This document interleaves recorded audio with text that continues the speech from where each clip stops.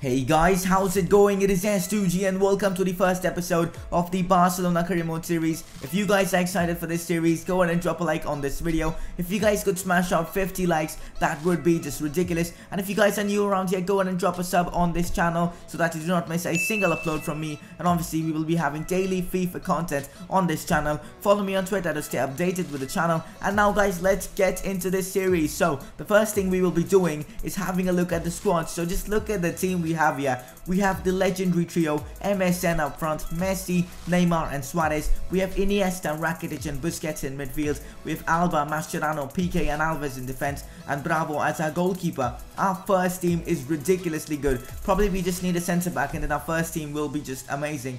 But the bench guys looks a bit weak, so we might have to sign some backup players. Maybe a backup left winger, definitely a backup striker, maybe a backup left back and backup right back. So there are a lot of positions I want to strengthen. But before we talk about the transfers, let's talk about the players moving out of this club. So first of all, we have the youngsters like Kamara and Gerard Gumba, who I don't think have enough potential to remain at Barcelona, so they will be leaving. We'll also be transferring players like Thomas Vermaelen, Adriano, and even players like Jordi Masip. I really don't think they have a role at this club. And obviously Douglas, I mean, how can we not talk about Douglas? I don't know why he was signed for Barcelona, but he seems like a very bad transfer, possibly one of the worst transfers Barcelona has ever done. He will be leaving the club. Also guys, I will be loaning out players like Sandro Munir. I think they are very talented, and obviously with a loan spell at a mid-table club or maybe a lower league club, they will do well and hopefully they will grow. Also guys, there is one youngster I won't be loaning out, and that's Sergi Samper. I think I really trust him enough to be in the first team. Obviously not play all the games. He'll probably be back up to Busquets and maybe back up to Mascherano and all that, but I think he will be a very good rotational player for us. So guys, these are our objectives for the season. We have to win La Liga, we have to win the Spanish Cup, and we have to obviously win the Champions League. Now these are very difficult objectives. It'll be very difficult to fulfill them, but I reckon we can. We have the squad to do so. We have Messi, we have Neymar, Suarez, Iniesta. We have such a good squad. In today's episode guys, we will be playing one game, that is against Athletic Bilbao in the Supercopa de España. Obviously the first leg in this two-legs affair. I think it'll be a good game against them and we should be getting the win considering it is at home, but we'll talk about that game later. Now guys, it's time to focus on the transfers because obviously we will be improving this squad in this transfer window. So guys, in yesterday's channel update video, I asked you guys for transfer suggestions and you guys left plenty of them. A lot of you guys suggested Hector Bellerin considering Dani Alves is getting old, so obviously we'll try and sign Hector Bellerin. Obviously he is a former La Masia product, so it does make sense signing him. Also guys, a lot of you guys thought that we need a new centre back considering Mascherano isn't the tallest, so we will also be looking in to sign someone like Aymeric Laporte. Also Adriano will be sold, so we do need a left back, and Jose Gaya was very popular in the comment section, so we'll try and sign him.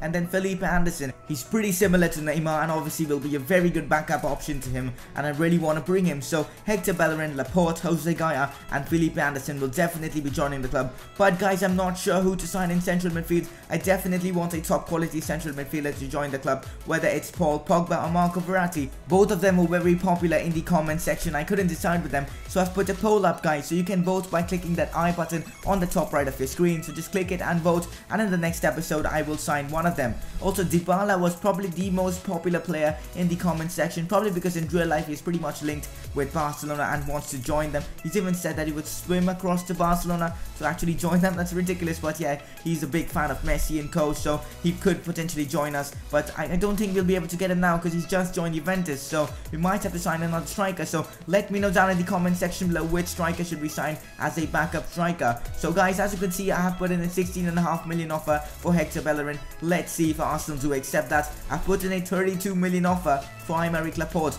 That might seem a lot of money, but I definitely think it's worth it because we all know how good Laporte is on career mode. Also guys, as you can see, I'm putting a 20 million offer plus Adriano for Jose Gaya. Let's see if Valencia do accept it. If they do accept it, it will be ridiculous because we're getting rid of a player like Adriano and we're getting in top quality talent like Jose Gaya. And as you can see guys, now we're putting in an offer for Philippe Anderson, obviously from Lazio. Lazio won 27.5 million for him. I'm not willing to pay that much money because I want to save money for the Pogba deal or potentially the Verratti deal and a backup striker deal, so I have to save money. So what I'm doing is offering 15 million plus Vermaelen. Let's see if the deal goes through. As you can see, Arsenal do accept the 16.5 million offer for Hector Bellerin. Obviously they wanted that much money itself, so it does seem like a very good deal for me. And obviously 80,000 euros per week for 5 years and a sporadic first team player player role. I doubt he'll accept that contract, but if he does, it'll be pretty good. As you can see right here, Bilbao do reject the 32 million offer for Aymeric Laporte, and they want like 50.5 million. That is ridiculous. I'm not willing to pay that much, so I'm offering 36 million.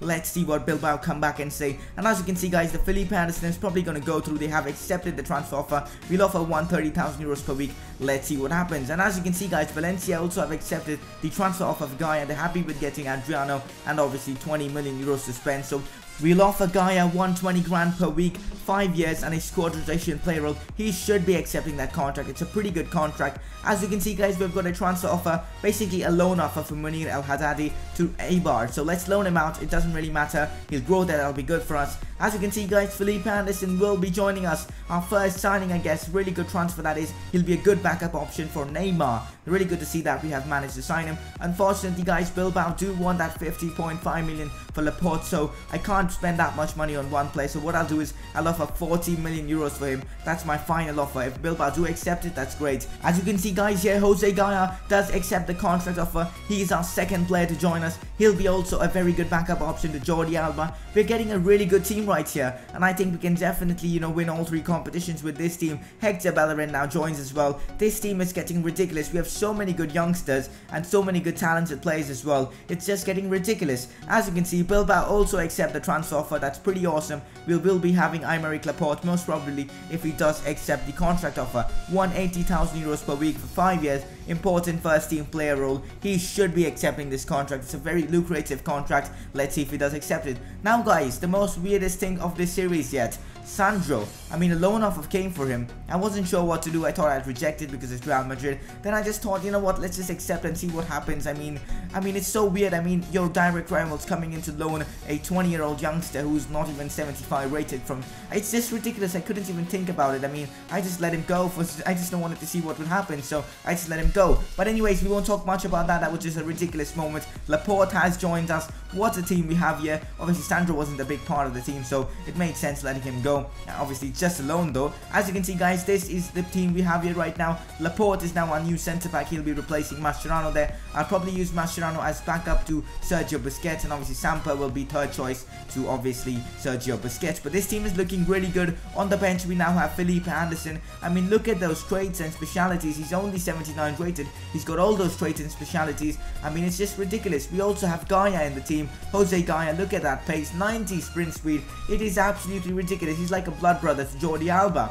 We also have Hector Bellerin there, 94 sprint speed. I mean, our team is now ridiculous, and I think we can definitely win all 3 competitions this season itself. But guys, don't forget to vote between Marco Verratti and Paul Pogba. They could potentially improve this team a lot. Also, guys, don't forget to leave your suggestions for a backup striker in the comment section below. Anyways, guys, that's the transfer window done for this episode. In the next episode, we'll sign a central midfielder as well as a backup striker. But for now, guys, let's focus on our game against Athletic Bilbao in the Supercopa de España. I think this is a very good game that we can win because it's Bilbao. It's not the strongest of teams, although Bilbao are a very good team. We can't underestimate them. But just look at our team. How can you not expect us to win this game? We have Messi, Suarez, Neymar, Iniesta. This team is ridiculous. It's quite possibly my strongest team right now, and we should be getting a good result. The game started off really well with Messi destroying 3 defenders on the right hand side. Messi goes inside the box, he gets fouled, and we get a penalty. That was a terrible challenge there from Balenciaga, and it's now given us a chance to get the lead.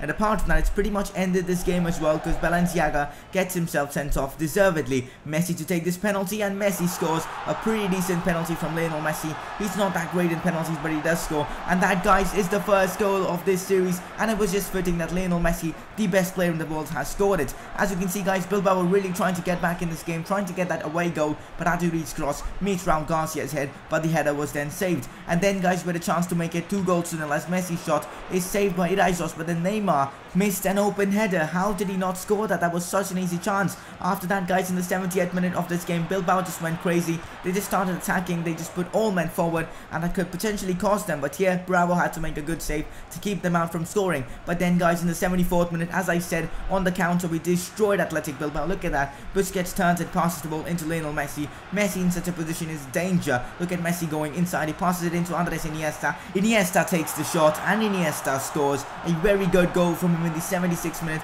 to potentially put Athletic Bilbao out of this tie. A really good goal there, an assist for Messi as well. It's just fitting that Iniesta, our captain, has scored the second goal of the series. Then to make matters worse for Bilbao, Suarez scored the third goal of this game, making it 3-0. Putting Bilbao out of their misery, and we have probably already won the Super Cup de España. And that's it, guys. The game has come to an end. We dominated Bilbao in this game, but the red card pretty much changed things. Messi was the man of the match in this game with a goal and assist. A great performance from him. And guys, that's pretty much the end of this episode. Hope you guys have enjoyed the first episode of this series. If you guys have, a like would be awesome. And obviously subscribe if you haven't subscribed already. Also guys, let me know which of these two strikers you want me to bring in, Marco Verratti or Paul Pogba. We have 71 million left. Obviously we need to sign a backup striker as well, so keep that in mind before voting. And that's pretty much it for today's episode. Also guys, let me know which backup striker you want me to bring in. Follow me on Twitter to stay updated with the channel. Also subscribe if you haven't subscribed already, and I will see you guys soon for the second episode of this series.